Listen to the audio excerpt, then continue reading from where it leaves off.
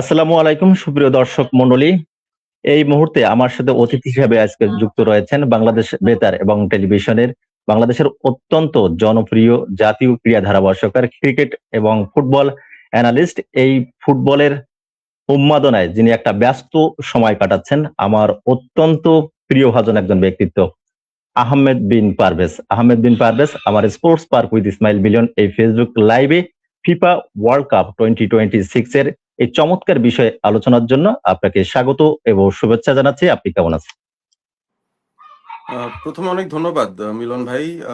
আপনার সঙ্গে আমার বেশ ভালো কিছু স্মৃতি আছে। ডেফিনেটলি আপনার মনে থাকার কথা, 2024-এ আমরা যখন একসাথে ওই সিলেট টেস্ট কভার করতে গেলাম, সেটা খুবই ইন্টারেস্টিং একটা সময় ছিল আমার জন্য।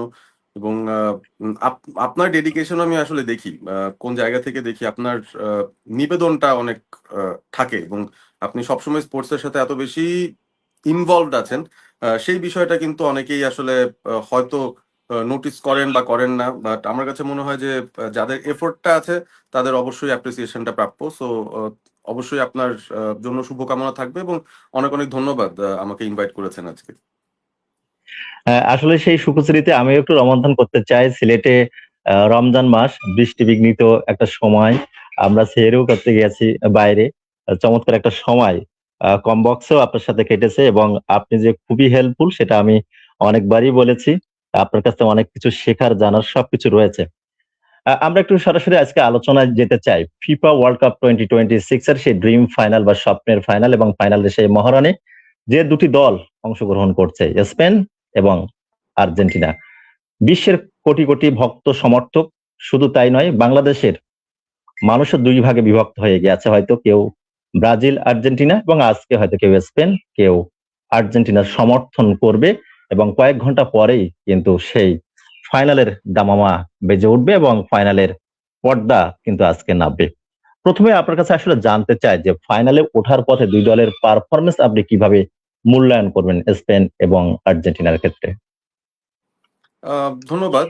প্রথমে আর্জেন্টিনার কথা যদি যাই, আর্জেন্টিনা এবারে বিশ্বকাপে আসার আগে কিন্তু ইনজুরি জর্জরিত একটা সিচুয়েশনে ছিল, এবং আপনি খেয়াল করে দেখবেন যে 48টা দল যখন ঘোষণা করা হয়েছে, আর্জেন্টিনার দলটা সবচেয়ে দেরিতে ঘোষণা করা হয়েছিল, কারণ তাদের হেড কোচ তখনও পর্যন্ত বুঝতে পারছিলেন না যে তিনি কয়টা ফিট প্লেয়ার নিয়ে যেতে পারবেন।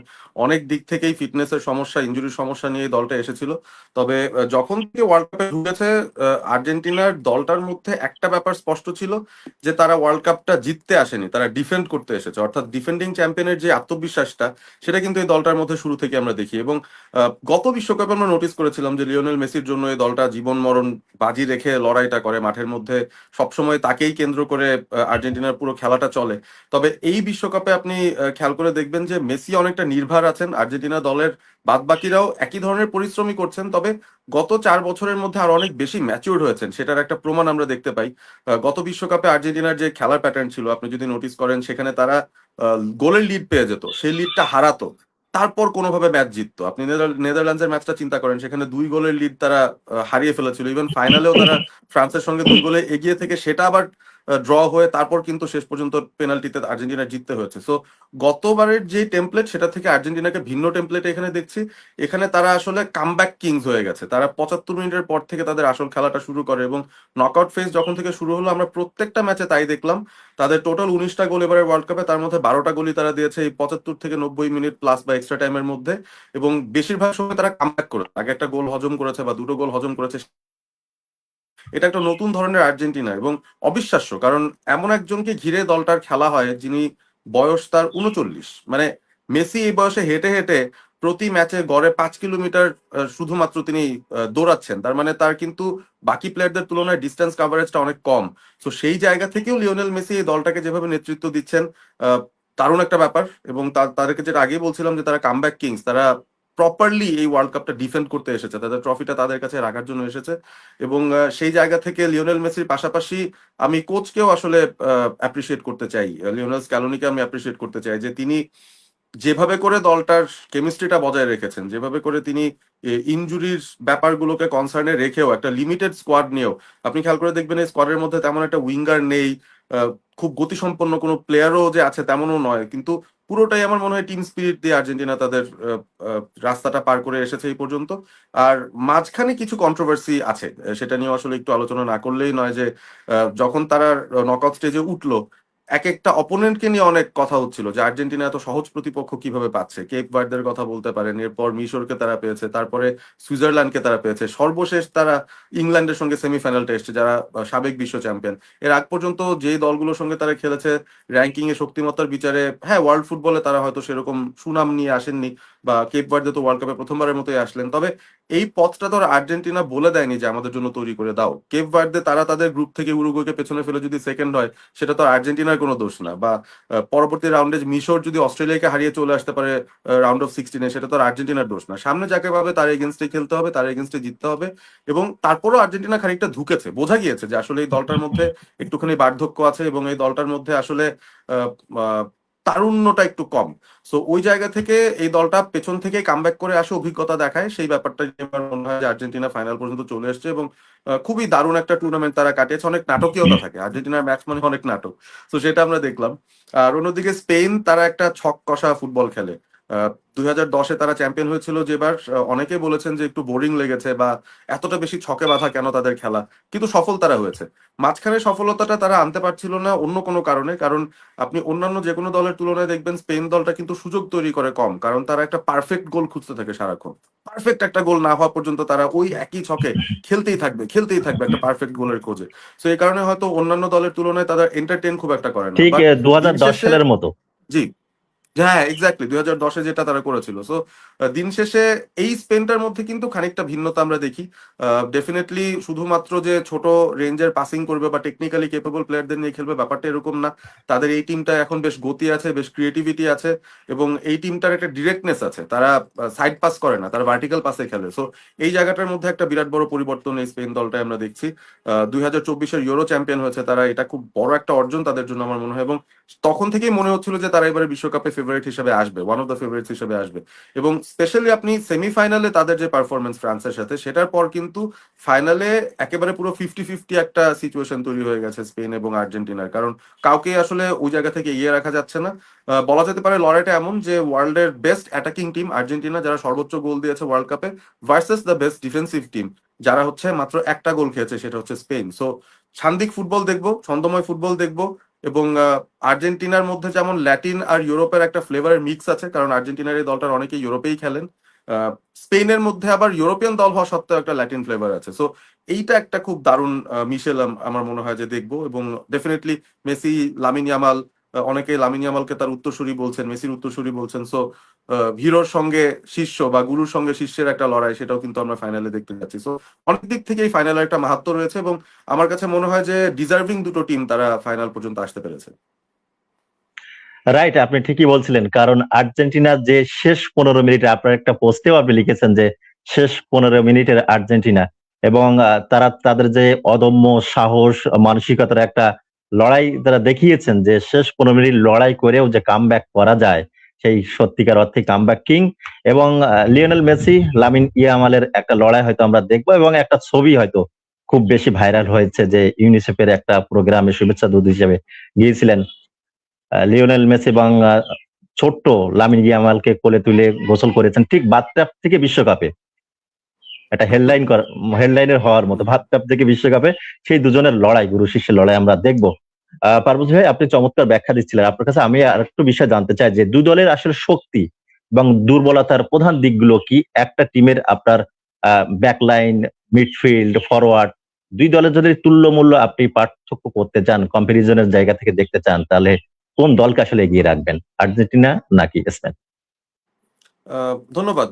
এটাও একটা ইম্পর্টেন্ট কোয়েশ্চেন, কারণ টিম তো অ্যাজ এ টিম খেলবে একরকম, বাট টিমটা আসলে তৈরি হয় বিভিন্ন পার্সোনালিটি দিয়ে।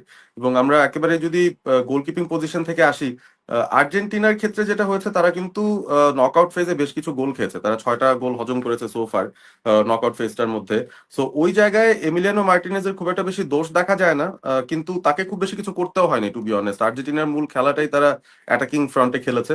বাট এমি মার্টিনেজ কি করতে পারেন সেটা তিনি 2022 বিশ্বকাপে দেখিয়েছেন, তিনি কোপা আমেরিকা গুলোতে দেখিয়েছেন, এবং তার ক্লাব দল অ্যাস্টন ভিলার হয়েও তিনি দেখিয়েছেন। তিনি মূলত যখন দরকার হয়, মানে ক্লাচ প্লে যেটাকে বলে, যে একদম দরকারি সময়ে যে পারফরমেন্সটা দরকার, তখন কিন্তু সেটা তিনি দিয়ে দেবেন, সেই সামর্থ্য এর আগেও তিনি দেখিয়েছেন। সুতরাং ওই জায়গায় অভিজ্ঞতার নিরিখে বলি এবং প্রিভিয়াস বিশ্ব চ্যাম্পিয়ন হওয়ার নিরিখে বলি, Emi Martinez definitely strong contender. তবে আপনি উনাই সিমনের দিকে যদি তাকান, যিনি স্পেনের গোলকিপার, পুরো টুর্নামেন্টে তিনি একটা গোল হজম করেছেন এবং তাকে বলা হচ্ছে ম্যানুয়েল নয়ারের উত্তরসূরি, কারণ তিনি যেভাবে আসলে দলের খেলার ধরন অনুযায়ী তার বক্স থেকে বেরিয়ে এসে যেভাবে সুইপিং কিপিংটা করছেন, এই ব্যাপারটা কিন্তু তার মধ্যে একটা ইউনিক ব্যাপার, যেটা অন্য অন্য অনেক কিপারের মধ্যে আমরা দেখি না। এবং স্পেনের এটা হাই রিস্ক গেম, তার মতো একজন কিপার যদি না থাকে, উনাই সিমনের মতো, যার পোস্ট থেকে বের হয়ে আসার টাইমিংটা এত দারুণ, তিনি এমবাপেকেও ঠিক বেশ সুইপার কয়েকবার কিন্তু ওভাবে সুইপার আটকে দিয়েছেন। ব্যাকের ভূমিকায় তিনি অবতীর্ণ হচ্ছেন রাইট, মাঝে মধ্যে, যেটা আমরা রাইট, দেখছি। এক্স্যাক্টলি। এবং এই কাজটা তার চেয়ে ভালো আর কেউ এই ওয়ার্ল্ড ফুটবলে করতে পারেনি, অন্তত এই ওয়ার্ল্ড কাপে কাউকে করতে দেখিনি। সো স্পেনের খেলার ধরনের সাথেই যায় এরকম স্পেশালিস্ট একজন কিপার উনাই সিমন। তবে তিনি আসলে শট স্টপিং এ কতটুকু ভালো বা পেনাল্টি সিচুয়েশনে গেলে কি হবে, সেরকম কোনো এক্সপিরিয়েন্স কিন্তু রিসেন্ট হিস্ট্রিতে আমরা দেখিনি। সো আমরা কিন্তু বলতে পারছি না যে তিনি আসলে পেনাল্টিতে নিজেই নার্ভাস হয়ে যাবেন নাকি কয়টা সেভ করে ফেলবেন, যেটা আমরা এমি মার্টিনেজের বেলায় বলতে পারি। সো কিপিং পজিশনটায় আমি এই দুই দলের মধ্যে এমি মার্টিনেজকে এগিয়ে রাখবো, কারণ আমার মনে হয় যে ক্লাচ মোমেন্টে পারফর্ম করার অ্যাবিলিটি তিনি আগে দেখিয়েছেন। এখন ব্যাকলাইনে চলে যাই, সেখানে দুই full back, Molina Montiel right সাইডে, আর্জেন্টিনার যেই খেলুক না কেন, লেফট সাইডে টালিয়াফিকো আছেন। তাদের ওয়ার্ল্ড কাপ মেডেল আছে, বাট জিনিসটা হচ্ছে তাদের সঙ্গে বার্ধক্যও রয়েছে। All of them are quite aged, এবং এই পারফরমেন্সটা তাদের এই ওয়ার্ল্ড কাপেই দেখা যাচ্ছে আর কি, যে একটু পড়তি পারফরমেন্সের দিকেই যাচ্ছে। তুলনামূলকভাবে কুকুরে এবং পেড্রো পোরো, যে দুই ফুলব্যাক স্পেনের আছেন, তারা কিন্তু গোল অ্যাসিস্টের ভেতরে আছেন। কুকুরিয়া বিভিন্ন ম্যাচে অ্যাসিস্ট দিয়েছেন, বিভিন্ন ম্যাচে গোলের যোগান দিচ্ছেন। পেড্রো পোরো তো গত একটা ম্যাচে তো গোলই দিয়ে বসলেন। সো এই ফুলব্যাক পজিশনটা আমি স্পেনকে এগিয়ে রাখবো, কারণ তাদের সেই গতি আছে, তাদের সেই ট্র্যাক ব্যাক করার ক্ষমতা আছে, এবং অ্যাটাকিং ফ্রন্টে কিছু কন্ট্রিবিউট করার সামর্থ্য তাদের ডেফিনেটলি আছে। দুই সেন্টার ব্যাকের কথায় আসি, রোমেরো এবং লিসান্দ্রো মার্টিনেজ ফর আর্জেন্টিনা, ওদিকে আইমেরিক লাপোর্ট, তার হচ্ছে কুবার্সি, তারা হচ্ছে স্পেনের দুই সেন্টার ব্যাক। এই কম্প্যারিজনটাও করা বেশ কঠিন, কারণ আপনার তো হিসাব বলবে যে স্পেনকে এগিয়ে রাখতেই হবে তাদের পুরো ডিফেন্স লাইনকে, কারণ তারা মাত্র একটা গোল খেয়েছে। আমি বলবো যে রোমেরো এবং লিসান্ড্রো মার্টিনেজ ফর আর্জেন্টিনা, তাদের যে ক্ষমতা আছে ভিন্ন রকম। তারা এরিয়াল বলগুলোতে কিন্তু খুব একটা ঘাবড়ায় না, যেটা স্পেন এখনো পর্যন্ত হয়তো ফেস করে নাই, লাপোর্তে কিংবা কুবার্সি। সো এরিয়াল বল যখন আসবে, ক্রস যখন আসবে, সেগুলো কি তারা বারবার এরিয়াল ডুয়েল গুলো জিততে পারবেন কিনা, সেই পরীক্ষা তাদের এখনো দিতে হয়নি।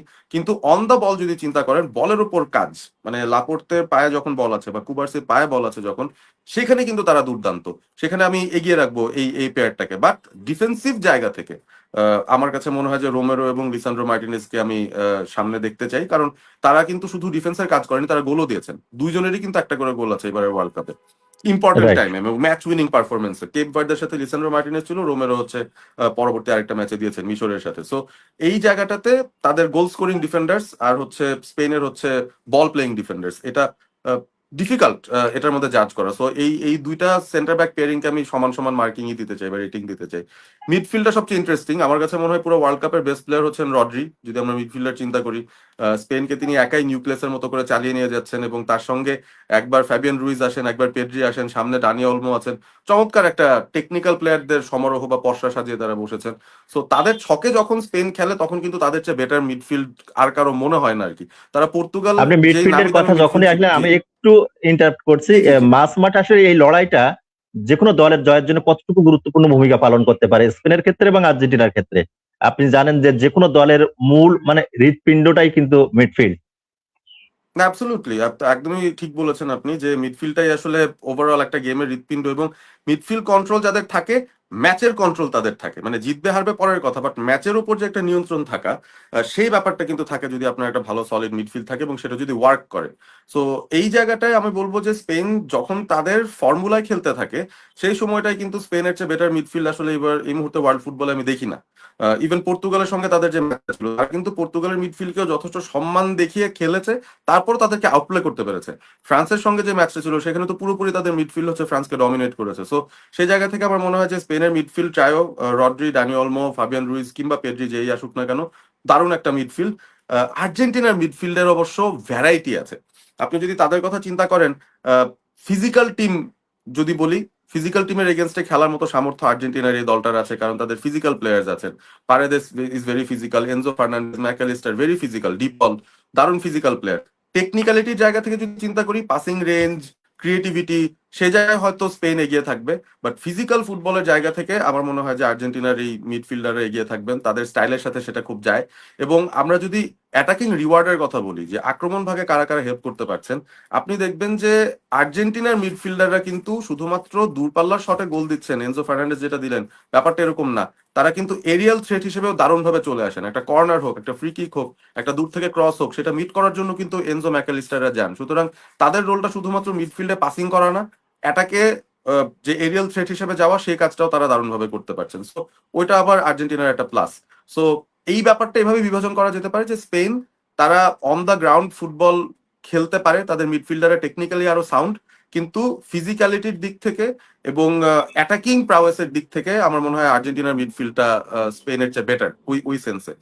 তারপরে আমরা লামিন ইয়ামাল মেসির দিকে যাই, সেখানে আসলে কম্পেয়ার করতে চাই না, কারণ দুজনের আসলে আহ, মানে ফুটবল খেলার ব্যাপ্তিটাই ভিন্ন। যে লামিন ইয়ামাল মাত্র শুরু করেছেন, মেসির তো 20-21 বছর হয়ে গেছে। তো এই জায়গায় মেসি আলাদা রেখেই বাকিদের আসলে কম্পেয়ার করি, কারণ তিনি মনে হয় যে কোনো কম্প্যারিজনের ঊর্ধ্বেই চলে যান।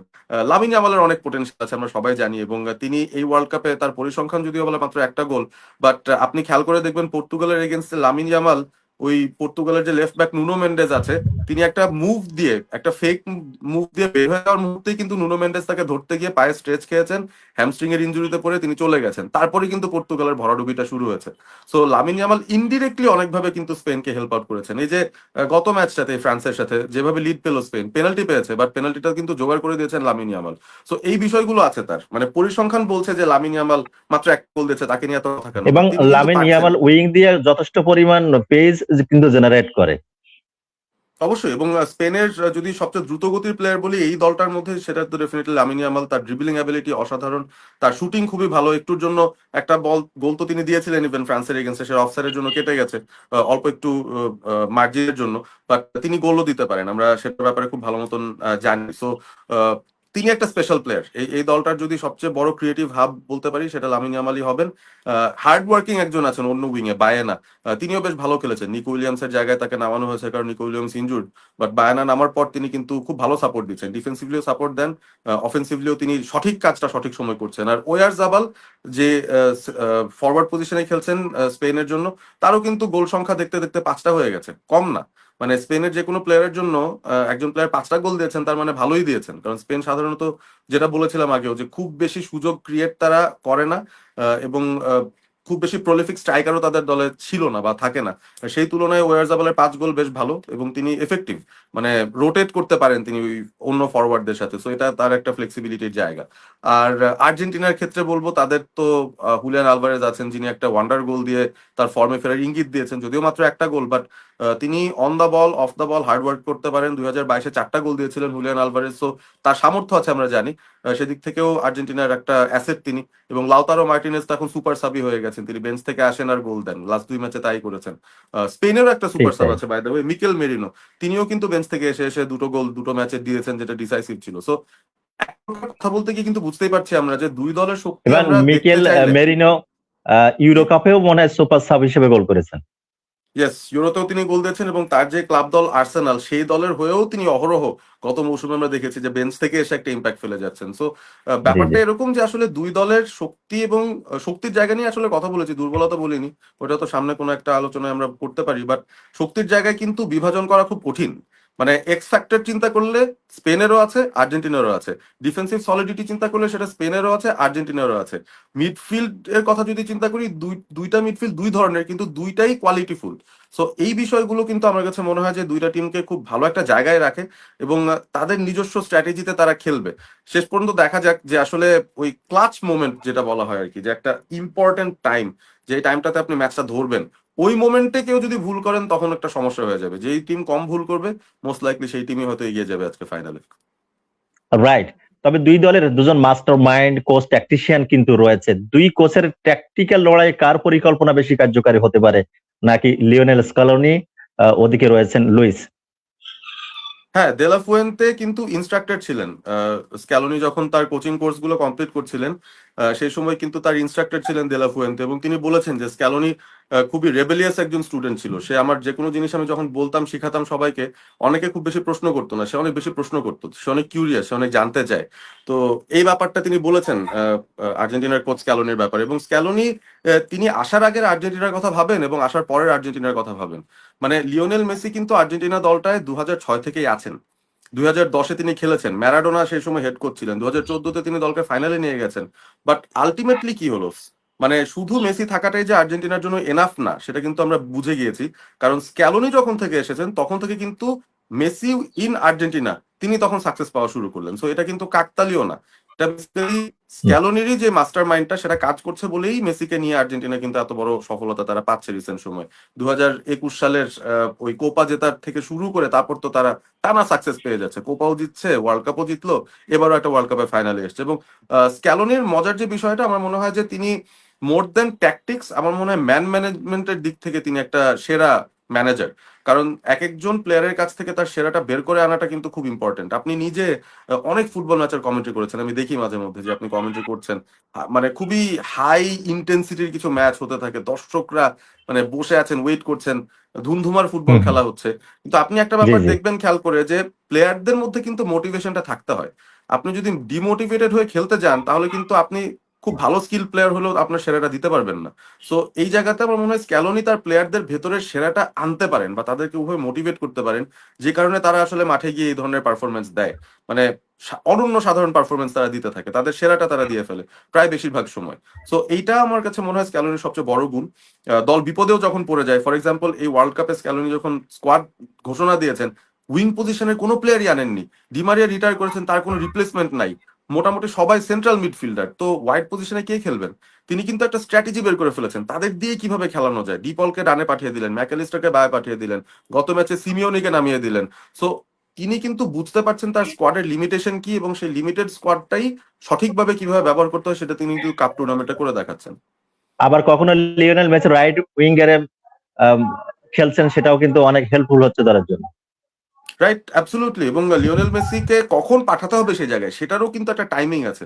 ধরেন অপোনেন্ট যদি আপনাকে প্রেস জি। করতে থাকে তখন কিন্তু আপনি মেসিকে সেদিকে দেখবেন না, মেসিকে মাঝামাঝি জায়গায় দেখবেন, নিচে দেখবেন, সেখান থেকে তিনি ভার্টিক্যালি বল যোগান দেওয়ার চেষ্টা করছেন। কিন্তু যখন অপোনেন্ট নিজেদের বক্সে ডিফেন্ড করা শুরু করে, যেটা ইংল্যান্ড করেছিল সেমিফাইনালে, যে তারা আর্জেন্টিনার কাছে বলটা ছেড়ে দিয়ে নিজেরা ওই এক গোলের লিডটা ধরার জন্য তারা লো ব্লকে খেলছিল, সেই সময় মেসি যখন রাইটে চলে গেছেন, তারপর কিন্তু আসলে থামানোর কোনো উপায় নেই। মানে তিনি যে ধরনের ডেলিভারি গুলো দিচ্ছিলেন, কোনো না কোনো মনে হচ্ছিল জি। সময়ের ব্যাপার, গোল চলে আসবে একটা দুইটা একাধিক। সো এই ব্যাপারগুলো যে কিছু ক্রিটিক্যাল চেঞ্জ নিয়ে আসা, এটা আসলে অবভিয়াসলি স্ক্যালোনিকে অ্যাপ্রিসিয়েট করতে হবে সেটার জন্য।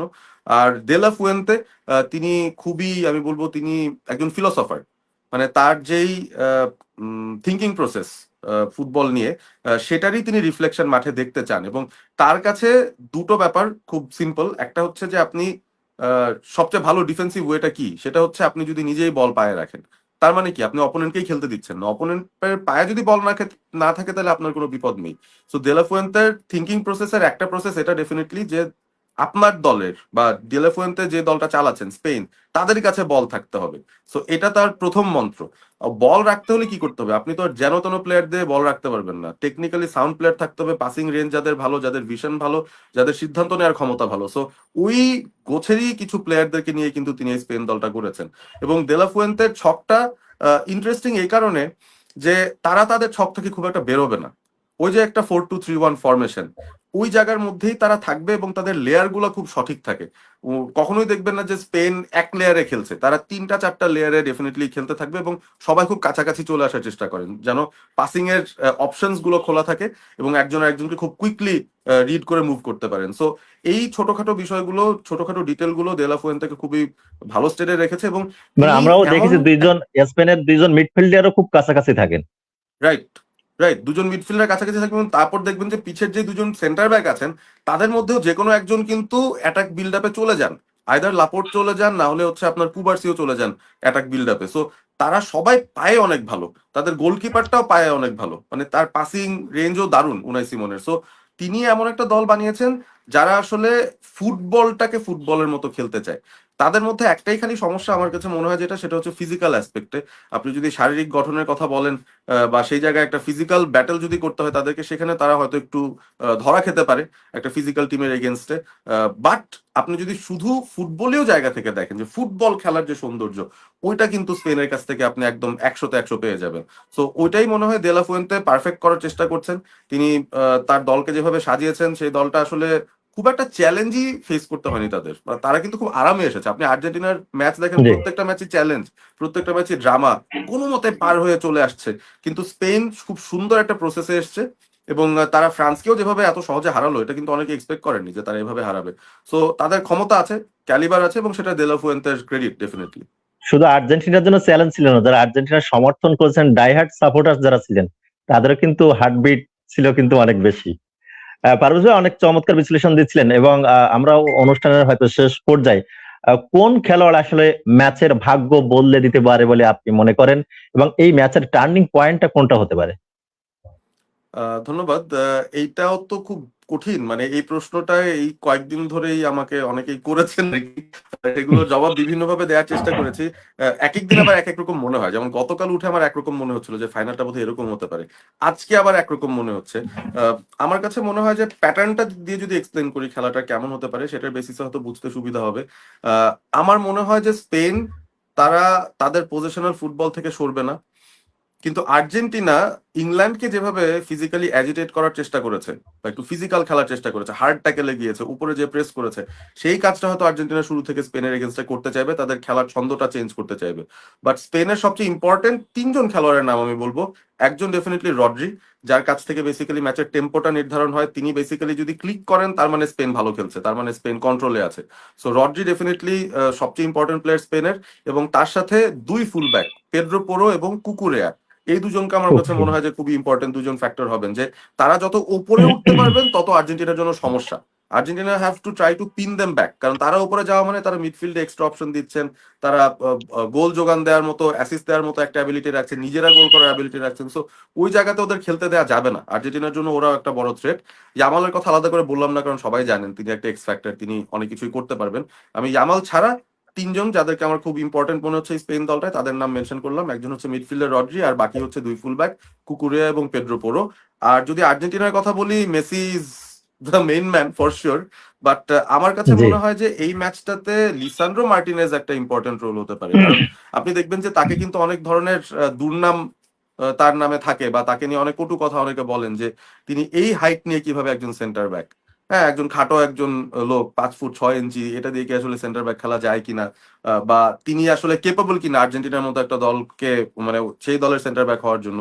লিসান্ড্রো মার্টিনেজ আমার মতে আহ, তিনি এই মুহূর্তে ওয়ার্ল্ড ফুটবলের one of the best ball playing centre backs, যিনি হচ্ছেন বল পায়ে অসাধারণ। সো এই ম্যাচটাই কি হবে আমার নিশ্চিত মনে হয়। কিছু জি, আক্রমণ তিনি রুখে দিয়েছেন, আমরা এবার বিশ্বকাপে দেখেছি এটা। জি, জি, বেশ কিছু আক্রমণ তিনি রুখেছেন, এবং মেসির একটা গোলে কিন্তু তার সরাসরি অ্যাসিস্ট আছে। আমার মনে হয় কেপ ভার্দের সাথে সেই ম্যাচটা ছিল, মেসি একটা রান নিয়েছিলেন, তিনি একদম ডিফেন্স থেকে একটা লং বল পুরো মিডফিল্ড বাইপাস করে সেটা মেসির কাছে পাঠিয়েছিলেন, যে গোলটা পরবর্তীতে গোল চলে আসে সেখান থেকে। সো লিসান্ড্রো মার্টিনেজের যে বিশেষ গুণটা, as a centre back on the ball তিনি এতটাই ভালো, স্পেন যদি হাইলাইন খেলতে যায় এবং তাদের ডিফেন্সের পেছনে কোনো স্পেস রেখে দেয়, তাহলে কিন্তু আর্জেন্টিনার ডিফেন্স থেকে লিসান্ড্রো মার্টিনেজ সরাসরি বলগুলো কিন্তু সামনে তার ফরওয়ার্ডদের জন্য জোগাড় দিতে পারবেন। হুলিয়ান আলভারেজ তিনি বলটা ছাড়তে পারবেন, সিমিওনে যদি খেলেন তার জন্য ছাড়তে পারবেন, মেসির জন্য ছাড়তে পারবেন। সো ওই জায়গাটা আমার কাছে মনে হয় যে একটা ইম্পর্টেন্ট রোল প্লে করবেন লিসান্ড্রো মার্টিনেজ সেন্টার ব্যাক পজিশনটায়। আর আমরা যদি মিডফিল্ডের কথা বলি, এই জায়গাটাতে একটু ডিফিকাল্ট হবে। 3-4জনকে আসলে মানে খুব ভালো কোয়ালিটির ফুটবলটা খেলতে হবে। ম্যাকালিস্টার, রেনজো, পারেদেস, তাদের 3জনকে খুব ভালো খেলতে হবে, কারণ ইটস সো ডিফিকাল্ট স্পেনের মিডফিল্ডের সাথে আপনার আসলে ডমিনেট করে জেতা। সো ওই জায়গা থেকে আমার মনে হয় যে আর্জেন্টিনার ডিফেন্সটা টাইট রাখা ইম্পর্টেন্ট, স্পেনকে মিডফিল্ডে খেলতে না দেওয়াটা ইম্পর্টেন্ট। এবং ওই যে পেছন থেকে মিডফিল্ড বাইপাস করে লং বলগুলো যে দেয়া, এই কাজগুলো যারা করতে পারবেন আর্জেন্টিনা টিমটায়, তারা ডেফিনেটলি একটা ক্রেডিটের কাজ করবেন। এবং এই কারণে আমার আলাদা করে লিসান্ড্রো মার্টিনেজকে ইম্পর্টেন্ট লাগছে অ্যাটাকিং জায়গা থেকেও, শুধুমাত্র ডিফেন্স না, অ্যাটাকিং জায়গা থেকেও লিসান্ড্রো মার্টিনেজ আজকে একটা ইম্পর্টেন্ট রোল প্লে করতে পারে। রাইট। পারভেজ ভাই, আপনার কাছে ফিরবো তার আগে আমি একটু কমেন্ট সেকশনতে ঘুরে আসতে চাই। আপনাকে অনেকেই ধন্যবাদ জানিয়েছেন, একটু প্রাপ্তি স্বীকার করতে চাই। এমডি সোহাগ তিনি লিখছেন যে আজ লামিন ইয়ামাল ভালো খেলবে, স্পেন জিতবে, ধন্যবাদ আহমেদ বিন পারভেজ ভাইকে। এমআর মোস্তাক সাতক্ষীরা জেলা ক্রীড়া ধারাভাষ্যকার ফোরামের ভাইস প্রেসিডেন্ট, তিনি আপনাকে এবং আমাকেও ধন্যবাদ জানিয়েছেন এবং আমার জন্মদিনে শুভেচ্ছাও জানিয়েছেন। এমনি সাইফুদ্দিন তিনি লিখছেন যে আজকে আর্জেন্টিনা জিতবে। এরকম অনেকেই কিন্তু অনেক মন্তব্য করেছেন, তাদের পছন্দের দলকে সমর্থন জানিয়েছেন, বিভিন্ন মন্তব্য করেছেন। যারাই কমেন্টস করেছেন আপনাদেরকে অসংখ্য অসংখ্য ধন্যবাদ। বিপ্লব লিখছেন আর্জেন্টিনা 3 স্পেন 2। অনুষ্ঠানের শেষের দিকে কিন্তু আমরা পারভেজ ভাইয়ের প্রেডিকশনটা জানবো। তার আগে আমি আরেকটি বিষয় আমার মাথায় আসছে, সেটি হচ্ছে অনেক কন্ট্রোভার্সিয়াল সিচুয়েশন ক্রিয়েট হয়েছে এবারে বিশ্বকাপে, যেটা হচ্ছে ভার, video assistant referee, semi automated offside technology নিয়ে অনেক কথাবার্তা হয়েছে। তবে সংক্ষেপে আপনার কাছে জানতে চাই, এই ভারের ব্যবহারটা আসলে কনসিস্টেন্সি হয়েছে কিনা, ধারাবাহিকভাবে হয়েছে কিনা, আলালের ক্ষেত্রে একরকম আবার দুলালের ক্ষেত্রে আরেক রকম, এরকম হয়েছে কিনা, এই কথাটা একটু ব্যাখ্যা করবেন। এখানে দুইভাবে ভাগ করা যায়। ফর এক্সাম্পল, আপনি যদি অফসাইডের কলগুলো চিন্তা করেন, সেখানে আসলে কোনো কন্ট্রোভার্সি নেই। মানে এটা হচ্ছে দুর্ভাগ্য আপনার, কারণ এখন টেকনোলজি এতটাই মানে সূক্ষ্ম যে আপনি কোনোভাবে আসলে একটা হেয়ারলাইন কিছু ঘটলেও আপনি কিন্তু সেটা টের পেয়ে যাবেন এবং ভিআর সেটাকে ডিটেক্ট করে ফেলবে। সো অফসাইডের ক্ষেত্রে যে ঘটনাগুলো ঘটেছে সেগুলো নিয়ে যদি দর্শকদের কোনো কমপ্লেন থাকে বা মনে হয় যে ইনকনসিস্টেন্সি, ওরকম কিছুই না। অফসাইড ইজ অ্যান অফসাইড, সেটা যে কোনো কারোর জন্যই খুব ফেয়ার একটা কল। প্রবলেমটা হয়ে গেছে কোন জায়গায়, যখন রেফারির কোনো সাবজেক্টিভ ডিসিশন এসেছে এবং সেই জায়গায় ভিআর মাঝে মধ্যে এসেছে, মাঝে মধ্যে আসেনি। ওই জায়গাগুলো নিয়ে একটা কন্ট্রোভার্সি ডেফিনেটলি তৈরি হয়েছে। আপনি কিছু এক্সাম্পল বললে হয়তো ব্যাপারটা বুঝতে সুবিধা হবে। মিশরের ম্যাচটা মনে হয় সবচেয়ে বড় একটা কন্ট্রোভার্সিয়াল ম্যাচ ছিল, যেটা মিশর ভার্সেস আর্জেন্টিনা, যেখানে আসলে মিশর প্রথম গোলটা দেওয়ার পর তারা যখন সেকেন্ড গোলটাও দিয়ে সেলিব্রেট করা শুরু করলো, তখন কিন্তু ভিআর আসলো, এসে দেখলো যে ওই গোলের বিল্ড আপের সময় লিসান্ড্রো মার্টিনেজকে ফাউল করা হয়েছিল এবং সেখান থেকে বলটা নিয়ে বেসিক্যালি তার পরের 3-4 পাসের মধ্যে বেশ খানিকটা সময় পরে মিশর গোলটা দেয় এবং সেই গোলটা কিন্তু বাতিল করা হয়। তারপর মিশর দ্বিতীয় গোল দেয় এবং তারপর আর্জেন্টিনা 3টা গোল ফিরিয়ে দেয়। সো এই পার্টিকুলার সিচুয়েশনটা আমার কাছে মনে হয়েছে যে কন্ট্রোভার্সিয়াল হতে পারে। এই ব্যাপারটা কতটুকু ট্র্যাক ব্যাক করে পেছনে এসে তারা দেখবে, সেই বিষয়ের ব্যাপারে কিন্তু ভিআর বা রুল বুকের খুব স্পেসিফিক কোনো টাইম লিমিট ধরে দেয়া নেই। সো যদি ভিআর সেই পর্যন্ত গিয়ে চেক করেও থাকে, সেটার মধ্যে আমি তেমন ভুল দেখি না, কারণ রুল বুক বলছে এভাবেই চেক করতে হবে। সো রুলস ওয়াইজই যাচ্ছে। বাট জিনিসটা হচ্ছে যে কতটুকু জাস্টিস হলো আর কি। মানে এত দূরের একটা জায়গা থেকে একটা ঘটনা ঘটেছে, সেটার পথ পরিক্রমায় আস্তে আস্তে করে অন্য জায়গায় একটা গোল হলো। এটা কি আসলে ফেয়ার কিনা, মানে রুলটাই ফেয়ার কিনা, সেটা হচ্ছে আমার প্রশ্ন আর কি। বাট যা রাইট। হয়েছে মাঠে সেটা কিন্তু রুল ওয়াইজই হয়েছে। রুলের বাইরে গিয়ে রেফারিরা কোনোদিন কোনো সিদ্ধান্ত নিতে রুলে পারেন। কোথাও লেখা নেই যে কত সময় বা কত দূরত্ব এক্স্যাক্টলি। থেকে হ্যাঁ, সো আসলে এই জায়গায় ওই গোলের আসলে বিল্ড রুলস আপটা বুকে শুরু নাই। হবে। হুম। সো যেহেতু নাই, সেহেতু রেফারিকে আপনি বলতে পারবেন না যে তিনি ভুল করেছেন। একটাই বলতে পারবেন যে তিনি একটু বেশি হার্শ হয়েছেন মিশরের এগেনস্টে। হয়তো তিনি সেই ফাউলটা না কাউন্ট করলে হয়তো সেই ক্ষেত্রে ভিআর এরও কিছু বলার নাই, কারণ ভিআর তো চেক করবে, চেক করে রেফারিকে দেখাবে। রেফারি কিন্তু স্ক্রিনে একটা ইমেজ দেখেন, দেখার পর কিন্তু রেফারিরই সিদ্ধান্ত তিনি কি তার সিদ্ধান্তে অটল থাকবেন নাকি ভিআর এর দেখানো ছবি অনুযায়ী তার সিদ্ধান্ত বদল করবেন। সো ওই জায়গায় আসলে রেফারির সাবজেক্টিভ বিষয়টা চলেই আসে, যে তিনি যেসব সিদ্ধান্ত নেন, এখন তিনি যদি একটু বায়াসড হয়ে থাকেন, সেই ক্ষেত্রে কিন্তু ভিআরও তাকে বাঁচাতে পারবে না বা অপোনেন্ট টিমকে বাঁচাতে পারবে না। আরেকটা এক্সাম্পল দেই, ওই যে ডাইভিং ইস্যুটা সুইজারল্যান্ড ভার্সেস আর্জেন্টিনার ম্যাচে এমবোলো যে মিস্টেকেন আইডেন্টি, ডাইভ হ্যাঁ। দিয়েছিলেন। হ্যাঁ, মিস্টেকের আইডেন্টিটির জন্য যে ডাইভ দিয়ে তিনি দ্বিতীয় হলুদটা খেয়ে লাল খেলেন, সেই ঘটনাটাও এত অদ্ভুত। মানে রেফারি কিন্তু আসলে উম পারেদেসকে ইয়েলো কার্ড দেখিয়েছেন, মানে এমবোলো জি। অ্যাক্টিংটা এত ভালো করেছেন যে তাকে দেখে মনে হয়েছে যে তিনি কাতরাচ্ছেন ব্যথায়। আহ, সেই কারণে সেটা রেফারি দেখে তিনি ভেবেছেন যে পারেদেস মনে হয় জোরে ফাউল করেছে, হলুদ কার্ড দেখালেন পারেদেসকে। তখন মিস্টেকেন আইডেন্টিটির জন্য ভিআর তাকে চেক করতে বললেন এবং বললেন যে আসলে কন্ট্যাক্ট তেমন ছিল না, ওই এমবোলো নিজেই ডাইভ দিয়েছেন, তুমি একটু ভালো মতন দেখো।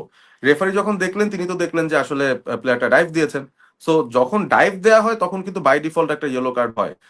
তো ওই জায়গা থেকে তিনি আসলে ইয়েলোটা এমবোলোকে দিয়েছেন। বাট মিস্টেকের আইডেন্টিটি এই কারণে, কারণ পারেদেসের ফাউলটা আসলে ফাউল হয়নি, যেটা রিপ্লেতে দেখে তিনি দেখলেন যে তিনি ফাউল করেননি।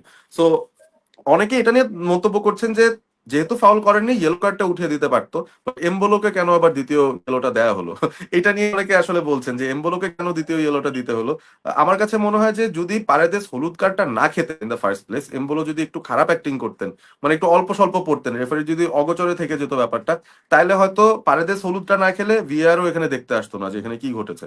বাট যেহেতু পারেদেস হলুদ খেয়েছেন সে কারণেই বোধহয় ভিআর কে ঢুকতে হয়েছে। সো এখানে আমি বলবো যে একটু ব্যাড লাক সুইজারল্যান্ডের, আর হচ্ছে আর্জেন্টিনা একটু লাকি হয়ে গেছে সে জায়গায়। সো এরকম বেশ কিছু সিদ্ধান্ত হয়েছে এই পুরো ওয়ার্ল্ড কাপে যেটা আসলে সাবজেক্টিভ ডিসিশন যেগুলো রেফারির, ওই জায়গাতে গিয়ে আমার মনে হয় যে কিছু জায়গায় বড় টিমরা খানিকটা সুবিধা বোধহয় পেয়েছে। সেটা শুধু আর্জেন্টিনা বলবো না, এনি বিগ টিম, পর্তুগালও পেয়েছিল ওই ক্রোয়েশিয়ার এগেনস্টে, চুলে লেগেছে। আপনি খেয়াল করে দেখবেন ওই যে একটা জি। স্নিকোমিটারের মতো কিছু একটা উঠলো এবং সেটা দিয়ে দেখানো হলো যে চুলে লেগেছে ক্রোয়েশিয়ার এক ফরওয়ার্ডের, সে কারণে তিনি অফসাইডের গোলটা ট্র্যাপে বাতিল পড়লেন। হলো। সো ক্রোয়েশিয়া, হ্যাঁ, গোলটা বাদ হয়ে গেল। গোলটা ওইটা হয়ে গেলে কিন্তু ম্যাচটা এক্সট্রা টাইমে চলে যায়। সো এই বিষয়গুলো শুধু আর্জেন্টিনা না, আমার মনে হয় যে কোনো বড় টিমই পেয়েছে অ্যাডভান্টেজটা।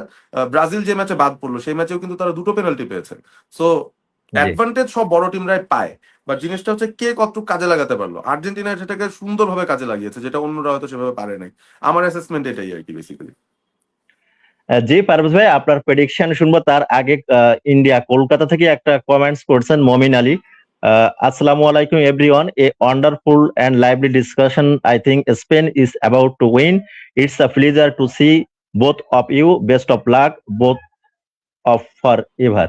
অনেক অনেক ধন্যবাদ, thank you so much for joining with us and lovely comments in our comment section. সুপ্রিয় দর্শক মন্ডলী, আমরা কিন্তু অনুষ্ঠানের শেষ পর্যায়ে রয়েছি। অত্যন্ত মূল্যবান সময় আহমেদ বিন পারুজ ভাই আমাকে দিয়েছেন এবং দর্শক শ্রোতা আশা করি খুব সুন্দরভাবে আজকের এই ফিফা ওয়ার্ল্ড কাপ 2026 এর যে final match Spain versus Argentina কয়েক ঘন্টা পরে কিন্তু অনুষ্ঠিত হবে, সে সম্পর্কে দারুণ কিছু বিশ্লেষণ তিনি করেছেন। তবে শেষ পর্যন্ত মাঠের খেলাটাই গুরুত্বপূর্ণ হয়ে উঠবে। যে দল তার সেই ট্যাকটিক্স গুলো ভালোভাবে কাজে লাগাতে পারবে সেই হয়তো জয়ের সেই সমুদ্রে অবগাহন করবে, আর যে পারবে না সে ব্যর্থতার বর্ণে নীল হবে। আহমেদ বিন পারভেজ ভাই, গুরুত্বপূর্ণ পয়েন্ট, প্রেডিকশন স্পেন এবং আর্জেন্টিনা কোন দল জয়লাভ করতে পারে আপনার দৃষ্টিকোণ থেকে, এবং স্কোর লাইনটা কেমন হতে পারে?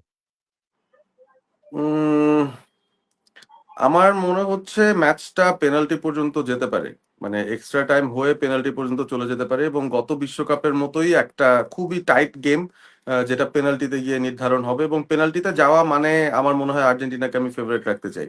সো নর্মাল টাইমে হয়তো খেলা শেষ হবে না, এক্সট্রা টাইমে হয়তো শেষ হবে না, পেনাল্টিতে গিয়ে আর্জেন্টিনা ম্যাচটা জিতবে, সেটাই আমার প্রেডিকশন। বাট সেটার মধ্যে আমি বেসিক্যালি কেন বলছি, কারণ আমার কাছে মনে হয় যে খুবই টাইট একটা গেম হবে, মানে গোল স্কোরিং এর ফুলঝুরি ছুটবে এরকম কিছু হওয়ার চান্স নাই, খুবই কম।